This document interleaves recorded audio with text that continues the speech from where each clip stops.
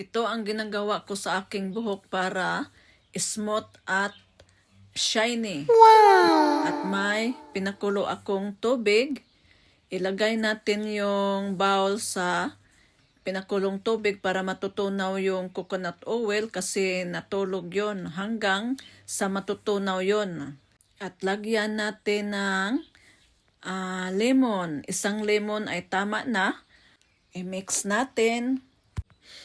Ganito lang, ilagay mo lang sa kamay mo yung coconut oil at iganon mo lahat yon sa scalp mo at sa lahat ng mga buhok mo sa likod, sa ilalim.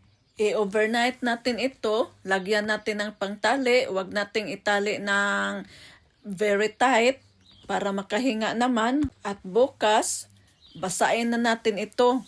I-rinse natin, hindi na tayo mag-conditioner, shampoo na lang ang ilagay natin. At makita ninyo na very smooth talaga at shiny. Maganda ito sa mga buhaghag ang buhok kasi hulog na hulog ang buhok mo nito. Lagyan nyo ng towel yung unan nyo para hindi magka-oil. Tapos na. Itali ko na ito. Thank you for watching. Bye!